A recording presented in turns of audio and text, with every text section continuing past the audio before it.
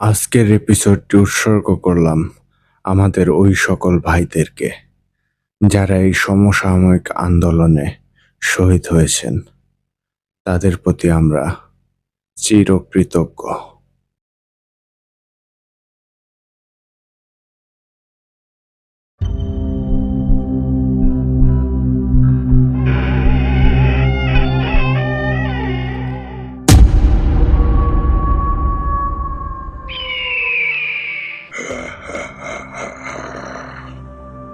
Hello guys, আসসালামু আলাইকুম and welcome to ভূত আড্ডা। শুরু হয়ে গেল ভূত আড্ডার আরও একটি নতুন এপিসোড। আর বরাবরের মতোই আপনাদের সাথে আছি আমি, ইমরান আইস খান। আশা করছি আজকে আপনারা ভয়ঙ্কর কিছু শুনতে যাচ্ছেন। আজকে আপনাদের জন্য নিয়ে এসেছি পরপর দুইটি ভয়ঙ্কর ঘটনা। আপনারা প্রথমে আজকে শুনতে পাবেন আমাদের একজন নিয়মিত লিসেনার, যে কিনা প্রথমবারের মতো আমাদেরকে ঘটনা পাঠিয়েছেন। আর আমাদের সেই বন্ধুর নাম হচ্ছে আমির হামজা। তো আপনারা প্রথমে শুনবেন আমির হামজা ভাইয়ের নদীর পাড়ের বামন জিন নামক একটি দুর্দান্ত ভয়ঙ্কর ঘটনা।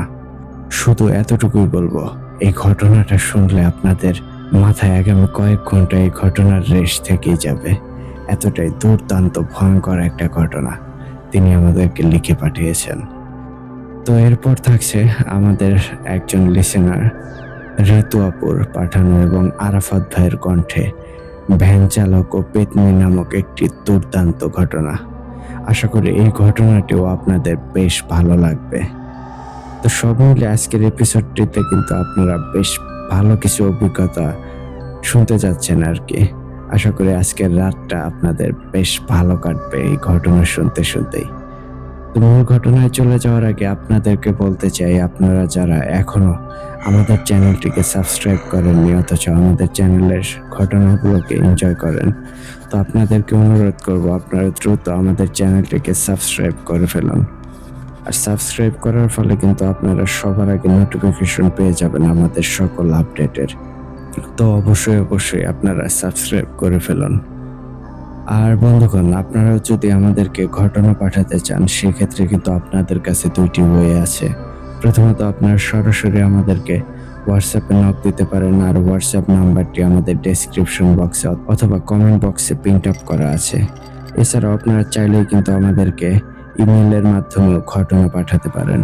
আর ইমেল অ্যাড্রেসটি হচ্ছে bhutadda.stories@gmail.com। আপনাদের জানাশোনা সেরা ভয়ের ঘটনাটি লিখে কিংবা ভয়েস ক্লিপ আকারে আমাদেরকে পাঠিয়ে দিন। আপনার ঘটনার অপেক্ষায় রইলাম। তো আর কথা বাড়াবো না, এবার সরাসরি চলে যাব আমির হামজা ভাইয়ের সেই দুর্দান্ত ঘটনাটিতে। চলুন শুনে আসি নদীর পাড়ের বামন জিন।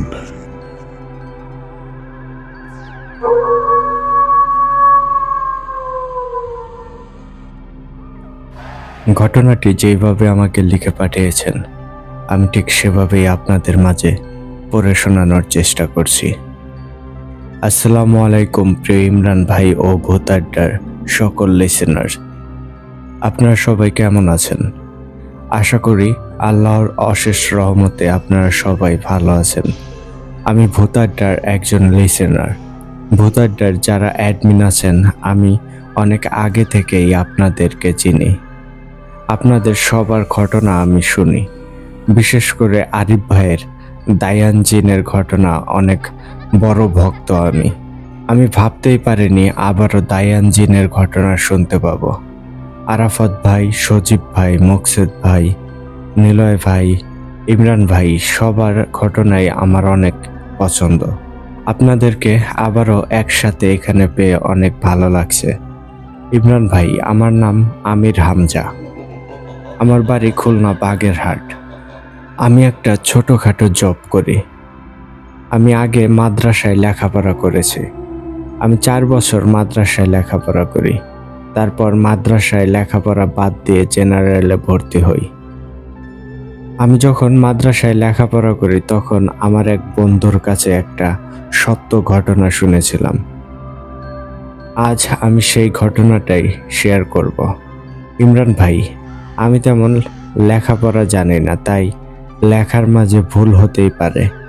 আপনাদের ভালোবাসার জন্যই আমি আজকে ঘটনাটা শেয়ার করছি।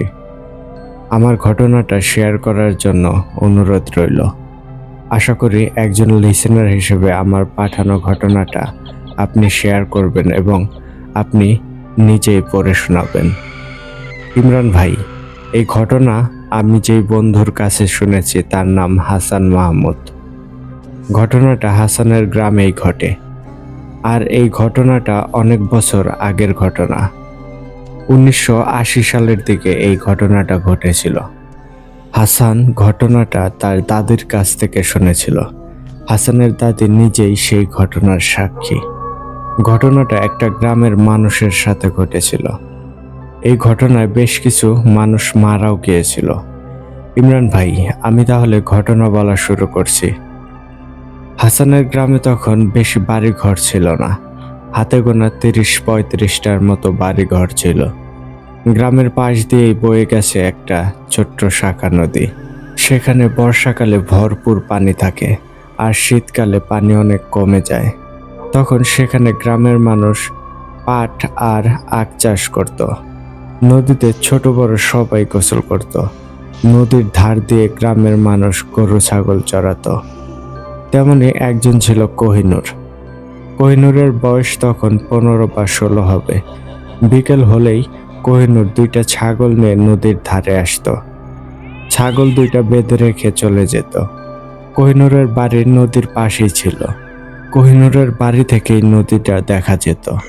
একদিন বিকেলবেলায় কোহিনূর নদীর ধারে ছাগল 2টা বেঁধে রেখে যায়। কোহিনূর বাড়ির কাজে ব্যস্ত থাকার কারণে ছাগলটা নিয়ে আসতে ভুলে যায়। তখন সন্ধ্যা হয়ে গেছে। চারদিকে অন্ধকার নামতে শুরু করে।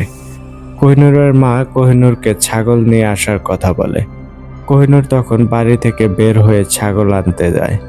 কোহিনূর যখন ছাগল নিয়ে আসতে যায় তখন সেখানে আর কেউ নেই। কোহিনূর শুনতে পায় তার ছাগল 2টা ডাকাডাকি করছে। কোহিনূর তাড়াতাড়ি করে ছাগলের কাছে যায়, তারপর ছাগল 2টাকে নিয়ে বাড়ির দিকে রওনা দেয়। বাড়িতে যেতে কোহিনূরের 2-3 মিনিট সময় লাগবে। কোহিনূর যখনই বাড়ির দিকে রওনা দিয়েছে তখনই একটা ঠান্ডা বাতাস কোহিনূরের শরীরটা ছুঁয়ে যায়। কোহিনূর কিছুটা কেঁপে ওঠে। বাতাসটা যখন কোহিনূরের শরীরে লাগে তখন ছাগল 2টা খুব জোরে জোরে ডাকাডাকি শুরু করে। ছাগল 2টা কোহিনূরের হাত থেকে ছুটে চলে যায়। কোহিনূর ছাগলের পিছনে দৌড় দেয়। অল্প রাস্তা যেতেই কোহিনূর অনুভব করে কেউ তার পিছনে পিছনে যেন আসছে। কোহিনূর একটু ভয় পায়, তবুও সে একবার পিছনে ফিরে দেখে কে আসছে। পিছনে ফিরতেই কোহিনূর দেখে 5টা বামন আকৃতির মানুষ দাঁড়িয়ে আছে। তাদের উচ্চতা 3 ফুটের মতো। সবাই উলঙ্গ হয়ে আছে। শরীরে কোনো কাপড় নেই। তারা ছেলে নাকি মেয়ে সেটাও বোঝা যাচ্ছে না। তারা দেখতে খুবই কালো ছিল।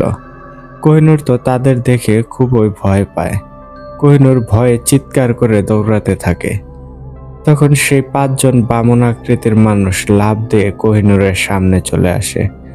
কোহিনূর চিৎকার করতেই থাকে। এদিকে কোহিনূরের চিৎকার তার মা শুনতে পায়। কোহিনূরের চিৎকার শুনে তার মা একটা হ্যারিকেন নিয়ে দৌড়ে চলে আসে। কোহিনূরের মা দূর থেকেই দেখতে পায় কয়েকটা বেটে মানুষের মতো কেউ কোহিনূরকে টানতে টানতে নদীর দিকে নিয়ে যাচ্ছে। কোহিনূরের মা দৌড়ে কাছাকাছি আসতেই তারা কোহিনূরকে ছেড়ে দিয়ে নদীর দিকে দৌড় দেয়। কোহিনূরের মা এসে দেখে কোহিনূর অজ্ঞান হয়ে আছে। কোহিনূরের মা দেখতে পায় সেই মানুষগুলা নদীতে লাফ দেয়। কোহিনূরের চিৎকার শুনে সেখানে পাশের বাড়ি থেকেও কয়েকজন ছুটে চলে আসে। এসে দেখে কোহিনূর অজ্ঞান হয়ে আছে। কোহিনূরের মা বলে কয়েকটা মানুষ নদীতে লাফ দিয়েছে। তারাই কোহিনূরকে টানতে টানতে নদীর দিকে নিয়ে যাচ্ছিল। কোহিনূরের মায়ের কথা শুনতেই কয়েকজন নদীর দিকে যায়, কিন্তু সেখানে গিয়ে তারা কাউকেই দেখতে পায় না। আশেপাশে খুঁজেও কাউকে পায় না। পরে কোহিনূরকে ধরে বাড়িতে নিয়ে আসা হয়। বাড়িতে আসার কিছু সময় পর কোহিনূরের জ্ঞান আসে। তারপর কোহিনূর সব ঘটনা তার মাকে জানায়। কোহিনূরের কথা শুনে তার মা বেশ ভয় পায়। তারপর কোহিনূরের বাবাকে বলে কোহিনূরকে কবিরাজের কাছে নিয়ে যেতে। রাতের বেলাতেই কোহিনূরকে কবিরাজের কাছে নিয়ে যাওয়া হয়। কবিরাজ কোহিনূরকে ঝাড়ফুঁক দিয়ে দেয় আর তেল পরা দেয়। রাতে ঘুমানোর আগে তেলটা মাথায় দিয়ে ঘুমোতে বলে। সেই রাতে কোহিনূরের অনেক জ্বর আসে। এমনভাবে বেশ কয়েকদিন চলে যায়। গ্রামের মানুষের মাঝে কথাটা জানাজানি হয়ে যায়। কয়েকজন অনেক রকম মন্তব্য করে। কোহিনূর বেশ কিছুদিন অসুস্থ থাকার পর সুস্থ হয় কিছুটা। এমনভাবেই এক রাতে গ্রামের আরও একজনের বাড়িতে একটা ঘটনা ঘটে। যার বাড়িতে ঘটনাটা ঘটে তার নাম মনসুর আলী। মনসুর আলীর বাড়িতে গরু ছাগল দুইটাই ছিল। মনসুর আলী রাতের বেলায় ঘরের বারান্দায় ঘুমাতো। বাড়ির উঠানে গরু আর ছাগল প্রায় সময় বাঁধা থাকতো। গরমকালের জন্যই গরু আর ছাগলকে উঠানে বেঁধে রাখত। রাতের বেলায় মনসুর আলীর ঘুম ভেঙে যায় গরুর লাফালাফির শব্দে। ঘুম ভেঙে মনসুর আলী ভয়ঙ্কর দৃশ্য দেখতে পায়। সে দেখতে পায় তার ছাগলগুলোর মধ্যে 4টা মরে পড়ে আছে। 3টা বেটে মানুষের মতো দেখতে ছাগলের শরীর থেকে মাংস যেন ছিঁড়ে ছিঁড়ে খাচ্ছে। আর 2জন একটা গরুর গলায় কামড় দিয়ে ঝুলে আছে। গরুটা ব্যথায় ছটফট করছে। মনসুর আলী এই দৃশ্য দেখেই চিৎকার করে তার বাড়ির মানুষদের ডাক দেয়। মনসুর আলীর ডাক শুনে ঘর থেকে তার ছেলে, তার স্ত্রী আর ছেলের বউ চলে আসে। তারাও এসে দেখে সেই ভয়ঙ্কর জিনিসগুলো সেখানেই আছে। সেই 5জন বেটে মানুষগুলা কেউ সেখান থেকে যায় না। মনসুর আলীর চোখের সামনেই গরুটা ছটফট করতে করতে মাটিতে পড়ে যায়। তখন 5জন মিলে গরুর শরীর থেকে মাংস ছিঁড়ে খেতে শুরু করে। মনসুর আলী রাগে একটা লাঠি নিয়ে তাদেরকে মারতে যায়। তখনই সেই 5জন দৌড়ে বাড়ি থেকে বের হয়ে যায়। মনসুর আলী তার ছেলে বাড়ি থেকে বের হয়ে তাদের পিছু নেয়। কিন্তু কিছু সময় পরই সেই 5জন কোথায় যেন অদৃশ্য হয়ে যায়। মনসুর আলীর পরিবারের সবাই কান্না করতে থাকে। 4টা ছাগল আর একটা গরু মরে পড়ে আছে বাড়ির উঠানে। রাতের বেলায় পাশের বাড়ির মানুষরা তখন চলে আসে। তারাও এমন দৃশ্য দেখে খুব কষ্ট পায়। সকালবেলায় জানাজানি হয়ে যায় রাতের ঘটনাটা। সবাই বুঝতে পারে কোহিনূর যাদের দেখেছিল এরাই হয়তো তারা কোনো মানুষ না। গ্রামের মানুষের মধ্যে একটা আতঙ্ক সৃষ্টি হয়। এর আগে কখনোই এমন হয়নি, তাহলে এখন কেন এমন হচ্ছে? আর ওই 5জন কারা, কোথায় থেকে এসেছে? গ্রামবাসী সবার মনে একটা অজানা প্রশ্ন। সবাই ভয় আর আতঙ্কে দিন কাটায়। এমন একদিন দুপুরবেলা গ্রামের কিছু ছোট ছোট ছেলেরা নদীতে গোসল করতে নামে। গোসল করার এক পর্যায়ে একটা ছেলে সাঁতার কাটতে কাটতে কিছুটা দূরে চলে যায়। একটা সময় ছেলেটা পানিতে ডুব দেয়। অনেক সময় পার হয়ে যায়, কিন্তু ছেলেটা পানির নিচ থেকে ওঠে না। ছেলেটার সাথে যারা গোসল করতে নেমেছিল তারা ছেলেটাকে কিছু সময় খোঁজাখুঁজি করে, কিন্তু ছেলেটাকে পায় না। তখন সবাই নদী থেকে উঠে গিয়ে সেই ছেলেটার বাড়িতে গিয়ে খবর দেয়। খবর পেয়ে ছেলেটার বাবা মা সহ গ্রামের বেশ কিছু মানুষ নদীর পাড়ে যায়। নদীতে নেমে ছেলেটাকে খুঁজতে থাকে। গ্রামে জানাজানি হয়ে যায় একজন নদীতে ডুবে গেছে। গ্রামের মানুষ নদীর পাড়ে এসে ভিড় জমায়। অনেক মানুষ নদীতে নেমে ছেলেটাকে খুঁজতে থাকে। অনেক খোঁজাখুঁজি করার পরও ছেলেটাকে পাওয়া গেল না। শেষে নদীতে জাল ফেলা হয়, তবুও খুঁজে পাওয়া যায় না। এদিকে ছেলেটার পরিবারের মানুষজন কান্নাকাটি শুরু করে দেয়। সন্ধ্যা পর্যন্ত সবাই মিলে নদীতে খোঁজে, কিন্তু ছেলেটার লাশ পর্যন্ত পাওয়া যায় না। গ্রামের মানুষ আস্তে আস্তে সবাই বাড়িতে চলে যায়। ছেলেটার পরিবারও বাড়িতে চলে আসে। গ্রামের মানুষের মাঝে একটা শোকের ছায়া নেমে আসে। পরদিন মানুষজন নদীতে গিয়ে দেখে লাশটা ভেসে উঠেছে কিনা, কিন্তু না, লাশের কোনো দেখা নাই। সবাই বলে লাশটা হয়তো ভেসে দূরে কোথাও চলে গেছে। এমনভাবে 2 দিন চলে যায়। 2 দিন পর এক রাতে সেই ছেলেটার মা একটা ভয়ঙ্কর স্বপ্ন দেখে। স্বপ্নে দেখে 5টা বেটে মানুষ তার ছেলেকে ঘিরে দাঁড়িয়ে আছে, আর তার ছেলে একটা জায়গায় শুয়ে আছে। জায়গাটা খুবই ভয়ঙ্কর। ছেলেটার মা স্বপ্নে দেখে সেই 5জন বেটে মানুষ তার ছেলের শরীর থেকে মাংস ছিঁড়ে ছিঁড়ে খাচ্ছে। সেই 5জন যেন হামলে পড়েছে তার ছেলেরও শরীরের ওপর, আর শরীর থেকে মাংস ছিঁড়ে ছিঁড়ে খাচ্ছে। সেই 5জন যখনই ছেলেটার গলায় কামড় দেয়, তখনই ছেলেটার মা চিৎকার দিয়ে ঘুম থেকে উঠে পড়ে। চিৎকার শুনেই ছেলেটার বাবা জিজ্ঞেস করে, কি হলো, চিৎকার করলে কেন? তখন ছেলেটার মা স্বপ্নের কথা জানায়। তখন ছেলেটার বাবা বুঝতে পারে ওই 5জনই তার ছেলেকে হয়তো হত্যা করেছে। সেই রাতেই গ্রামের কয়েকজন মানুষকে নিয়ে ছেলেটার বাবা নদীর ধারে যায়। সেখানে গিয়ে দেখতে পায় ছেলেটার মৃতদেহটা পড়ে আছে। সেই ছেলেটার বাবা কান্নায় ভেঙে পড়ে। ছেলেটার লাশ দেখে মনে হচ্ছে কেউ এখনই তাকে হত্যা করে তার শরীর থেকে মাংস খেয়েছে। শরীর থেকে তাজা রক্তে আশেপাশের জায়গাটা ভিজে গেছে। ছেলেটার এমন ভয়ঙ্কর অবস্থা দেখে সেখানে থাকা সবাই বেশ ভয় পায়। তারপর ছেলেটাকে বাড়িতে নিয়ে আসা হয়। সেই রাতের বেলায় গ্রামের সব মানুষ ছেলেটাকে দেখতে আসে। বেশি মানুষকে লাশটা দেখতে দেওয়া হয়নি। সকালবেলায় ছেলেটাকে দাফন করা হয়। ইমরান ভাই, আমার বন্ধু হাসান মাহমুদের দাদি নিজেও সেই ছেলেটার লাশ দেখেছিল। এই ঘটনার পর গ্রামের মানুষের মাঝে আরো বেশি ভয় আর আতঙ্ক ছড়িয়ে পড়ে। গ্রামের গণ্যমান্য ব্যক্তি মিলে একটা পরামর্শ করে। তারা একজন ভালো হুজুরের খোঁজ করে যিনি তাদেরকে সাহায্য করতে পারবেন। খোঁজাখুঁজি করার পর খুলনার একটা পীরের খোঁজ পায়। সেই পীরের কাছে গিয়ে সব ঘটনা খুলে বলা হয়। ঘটনাগুলো শুনে পীর বেশ কিছু সময় চুপ করে থাকে। পীর সাহেব 2 দিন সময় চায়।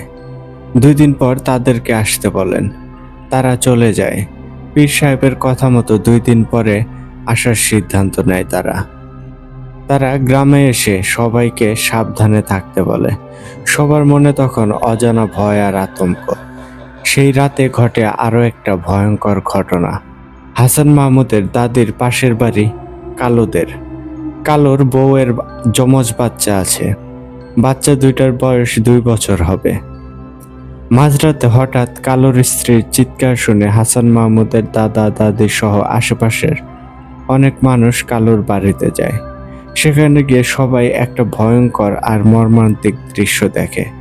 সবাই দেখে কালুর একটা বাচ্চার রক্তাক্ত দেহ উঠানে পড়ে আছে, আর কালু অজ্ঞান হয়ে পড়ে আছে। কালুর শরীরে বেশ কিছু জায়গায় কামড়ানোর দাগ, সেখানে গভীর ক্ষত হয়ে গেছে। এমন দৃশ্য দেখে কালুর স্ত্রীকে জিজ্ঞেস করা হয় এসব কি করে হলো। কালুর স্ত্রী ভয়ে আর কষ্টে কান্না করতে থাকে। কোনো কথা বলার মতো অবস্থায় ছিল না। তখন হাসান মাহমুদের দাদি ঘরের মধ্যে যায়।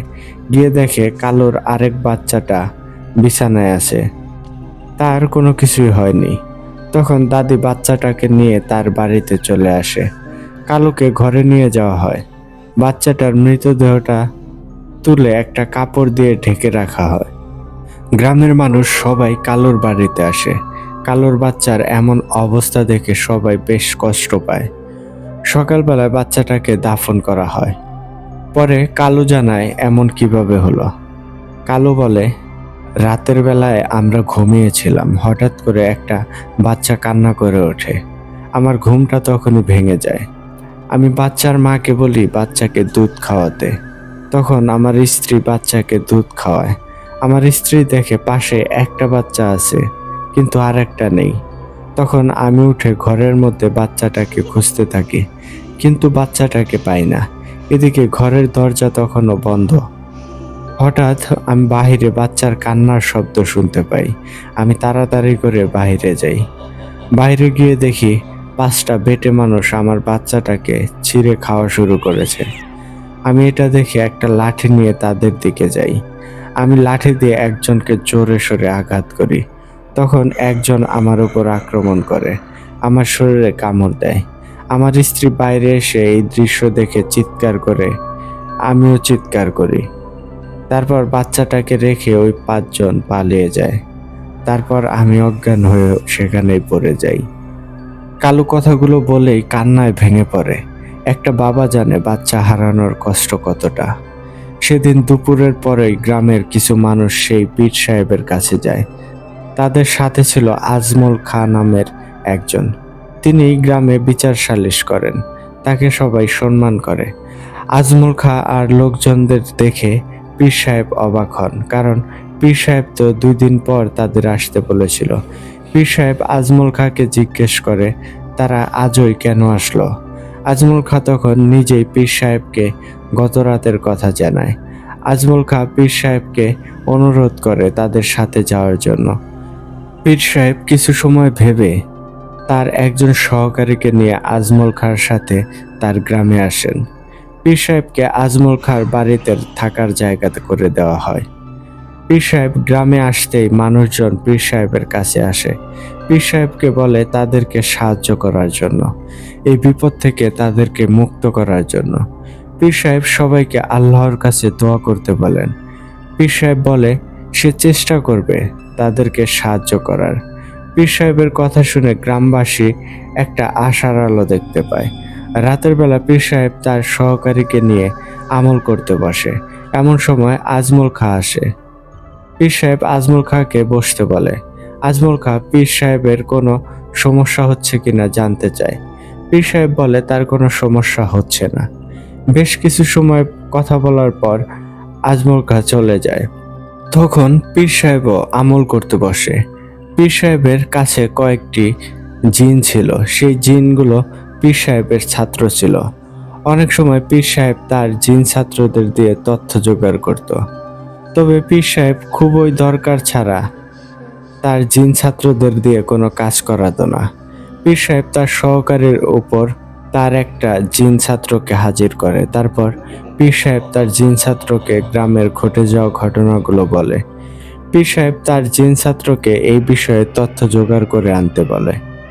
জিন ছাত্রটা পীর সাহেবের কাছে কিছু সময় চায়।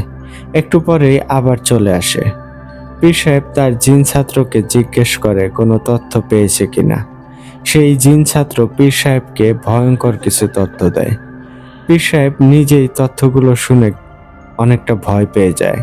পীর সাহেবের জিন ছাত্রটা পীর সাহেবকে বলে, হুজুর, আমি খুব বেশি তথ্য জোগাড় করতে পারিনি, তবে যেইটুকু তথ্য জোগাড় করতে পেরেছি সেটা খুবই ভয়ঙ্কর। এই গ্রামে যেই ঘটনাগুলো ঘটছে সেটা করেছে 5 জন ভয়ঙ্কর ও শক্তিশালী জিন, যারা মানুষ আর পশুর মাংস খায়। এরা যেমন শক্তিশালী আর তেমনি ভয়ঙ্কর। এদের সাথে লড়াই করতে জিনেরাও ভয় পায়। পীর সাহেব তার ছাত্র জিনকে জিজ্ঞেস করে তারা এখানে কিভাবে আসলো, আর কেনই বা তারা এইসব মানুষ ও প্রাণীদেরকে হত্যা করছে। পীর সাহেবের এই কথার উত্তরে ছাত্র জিনটা আরো ভয়ঙ্কর কিছু তথ্য দেয়।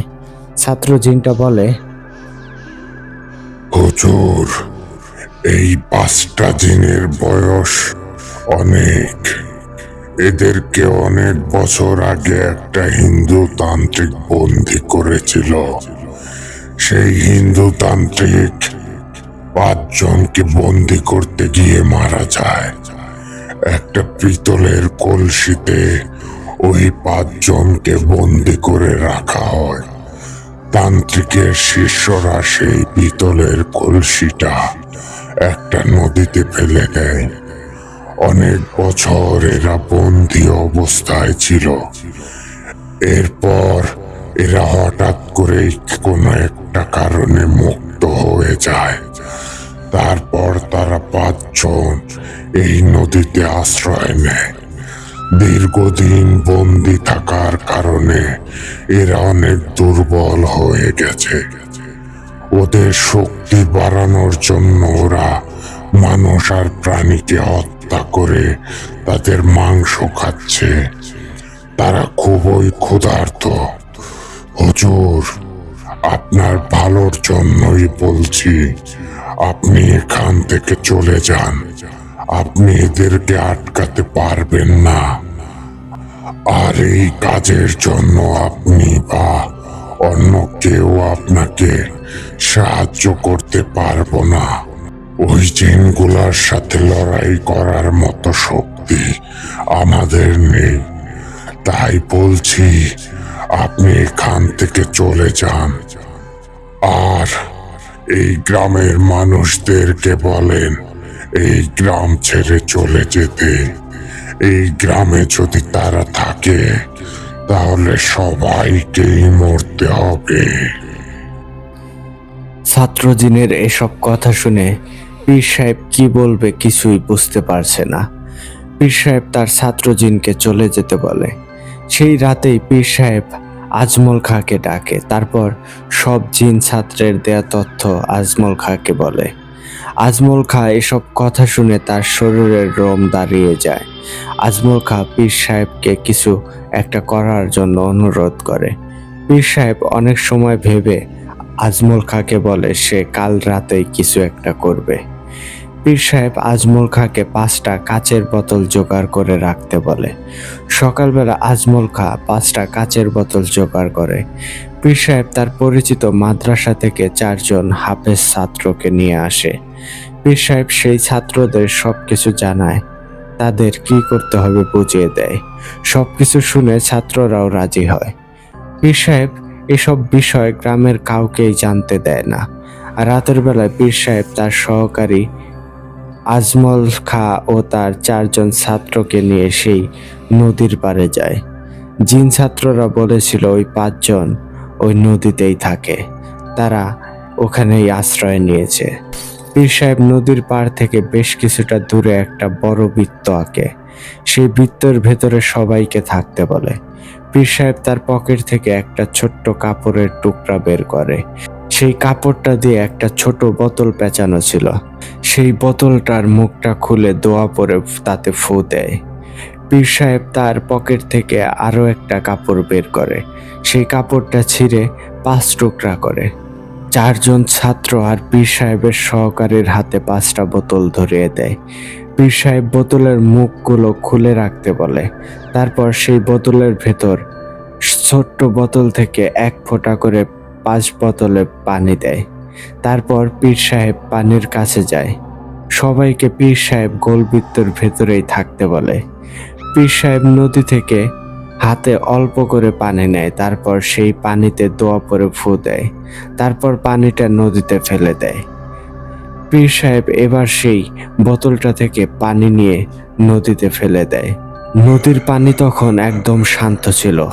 এমনভাবে পীর সাহেব দোয়া পরে সেই পানি নদীতে ফেলে দেয়।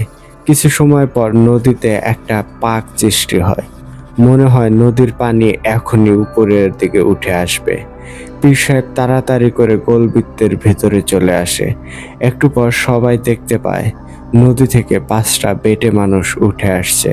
তাদের চেহারা দেখতে খুবই ভয়ঙ্কর। আজমল খাঁ খুবই বেশি ভয় পায়।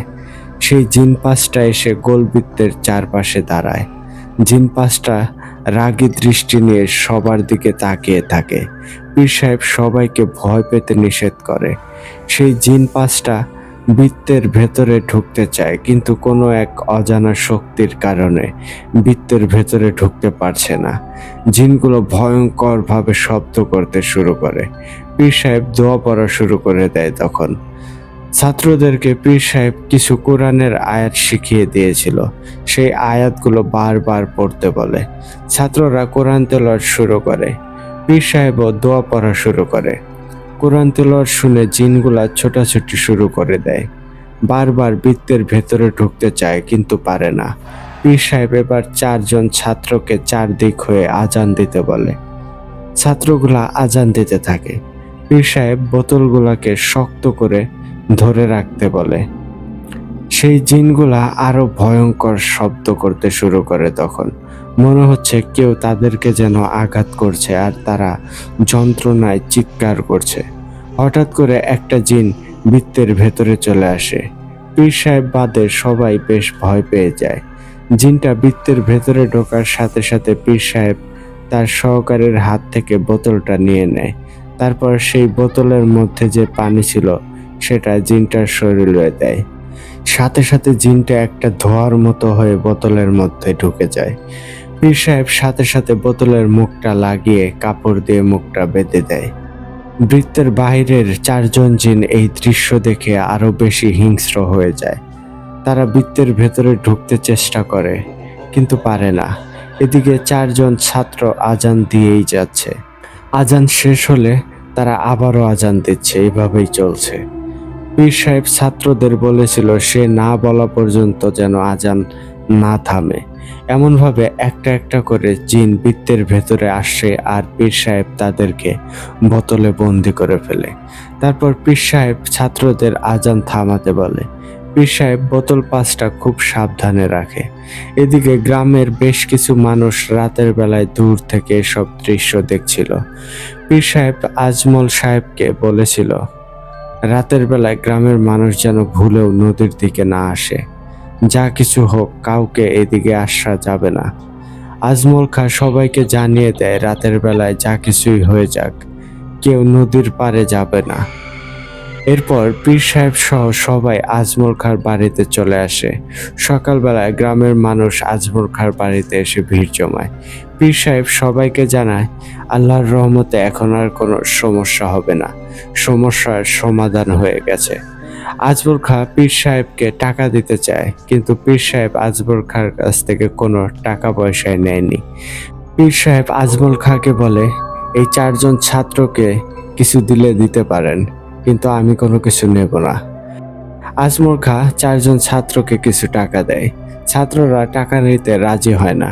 পীর সাহেব বলাতে টাকাগুলো নেয়। তারপর পীর সাহেব বোতল 5টা নিয়ে চলে যায়। সেই বোতল 5টা পীর সাহেব কি করেছে সেটা জানা যায় না। তারপর থেকেই সেই গ্রামে আর কোনো সমস্যা হয়নি। নদীটা এখনো আছে, এখনো নদীতে মানুষ গোসল করে, নদীর পাড়ে মানুষ গরু ছাগল চড়ায়, কোনো সমস্যা হয় না। সেই পীর সাহেব অনেকদিন আগেই মারা গেছেন। গ্রামের মানুষ হয়তো এই ভয়ঙ্কর ঘটনাটা ভুলতেই বসেছে। এখন যারা আছে তারা হয়তো জানেই না এক সময় এই গ্রামে কি ঘটেছিল। ইমরান ভাই, এটাই ছিল আমার বন্ধুর থেকে শোনা সেই ঘটনাটি। গুছিয়ে লিখতে পারিনি, আসলে এমনভাবে লেখার তো অভ্যাস নেই।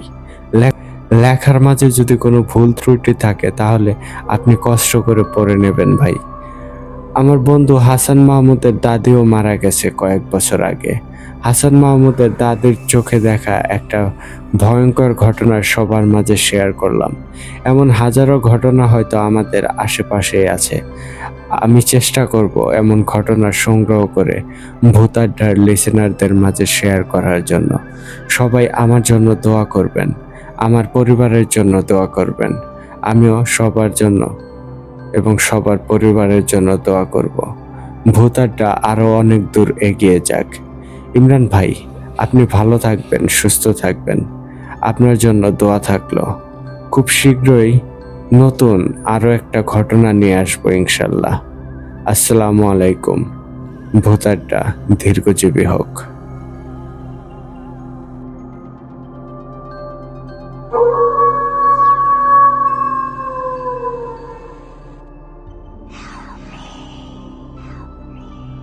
এই আমির হামজা ভাই, কি ঘটনা লিখে পাঠাইছেন ভাই, এক কথায় অসাধারণ। One of the best story এবার। সত্যি ভাই অসাধারণ একটা ঘটনা ছিল। একদম শরীরের রোমগুলো দাঁড় করিয়ে দিয়েছে যখন আমি এই ঘটনাটা কভার করতেছি।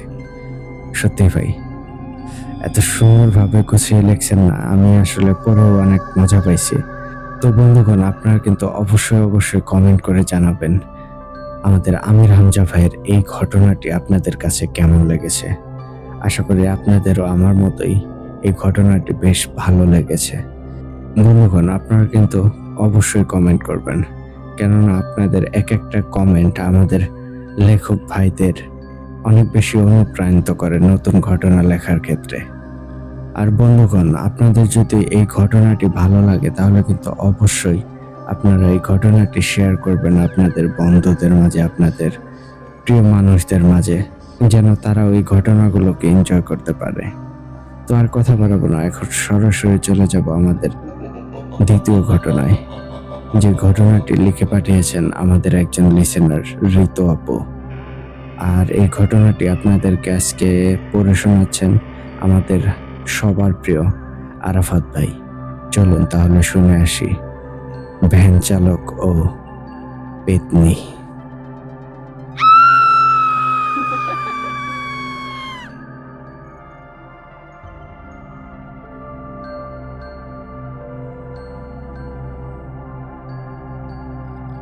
আসসালামু আলাইকুম প্রিয় শ্রোতা বন্ধুরা, আশা করি সবাই ভালো আছেন।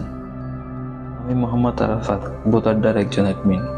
আজকে আমি আপনাদের সামনে যে ঘটনাটি উপস্থাপন করতে যাচ্ছি, ঘটনাটি পাঠিয়েছেন আমাদের একজন নিয়মিত লিসেনার ঋতু আপু। চলুন আমি কথা না বাড়িয়ে ঠিক ঋতু আপুর মতো করেই ঘটনাটি পড়ে শোনাই। প্রথমে আমি কিভাবে শুরু করব জানি না। আমি গ্রামে বড় হয়েছি, তো গ্রামের পরিবেশ কেমন তা বুঝে নই।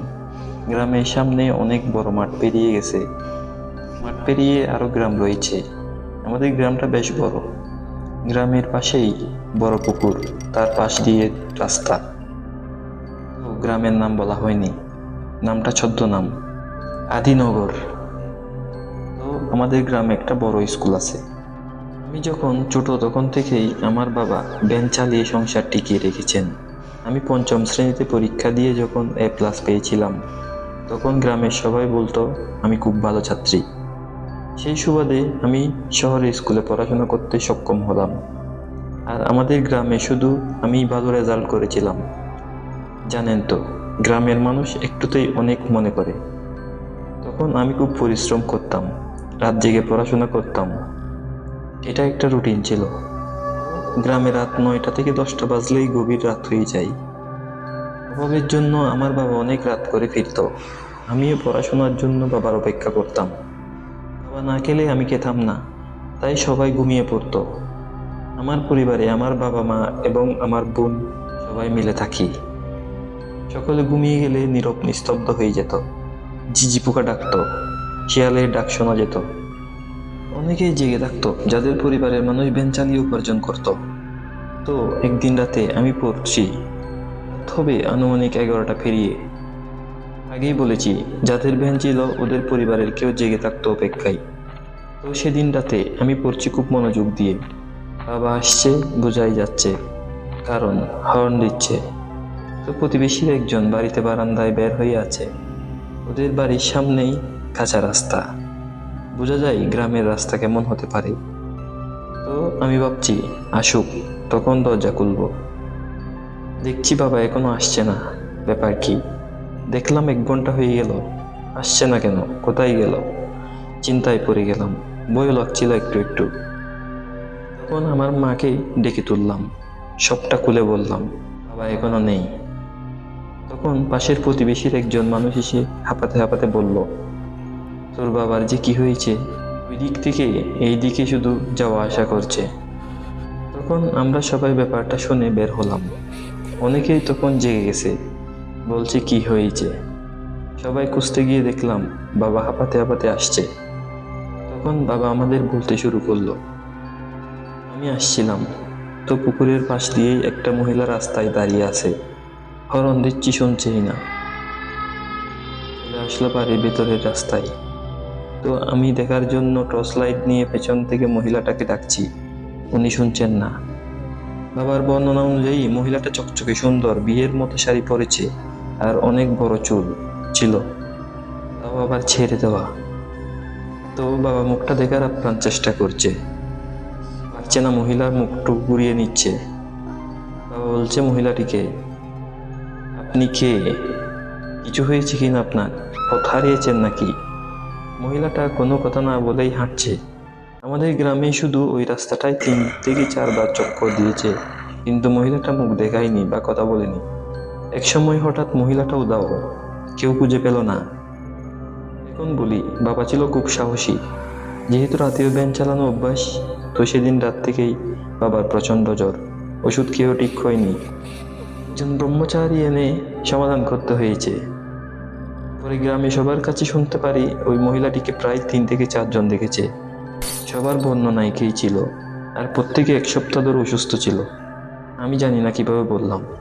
আমার হাতের লেখা হয়তো ভুলও হতে পারে, তাই ক্ষমা চাইছি। হয়তো ঠিকমতো সাজিয়ে বলতে পারিনি। এরপরের বার থেকে ভালোভাবে সাজিয়ে লেখার চেষ্টা করব। ধন্যবাদ সবাইকে। ধন্যবাদ ঋতু আপু, আপনাকে এত সুন্দর একটি ঘটনা দেওয়ার জন্য। যদিও ঘটনাটি খুবই ছোট্ট, কিন্তু আশা করি আমাদের লিসেনারদের কাছে অবশ্যই ভালো লাগবে।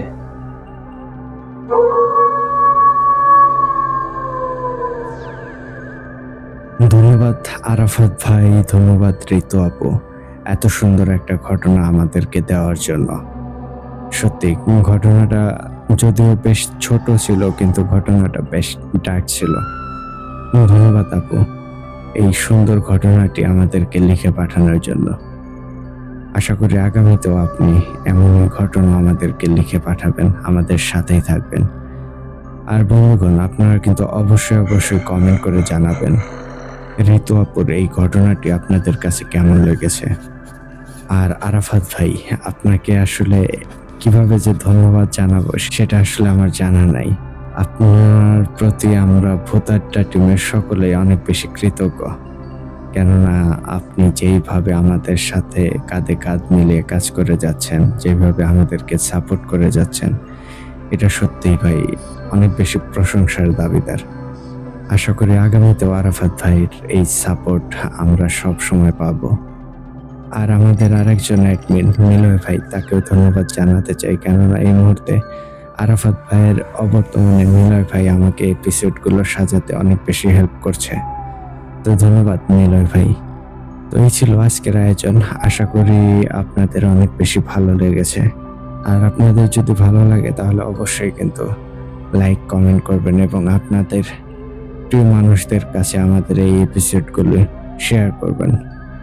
আর আপনারা যারা এখনো আমাদের চ্যানেলটিকে সাবস্ক্রাইব করেননি, অবশ্যই সাবস্ক্রাইব করে ফেলুন, যাতে করে আমাদের পরবর্তী ঘটনাগুলোর পরবর্তী এপিসোডগুলোর আপডেট সবার আগে আপনার কাছে চলে যায়।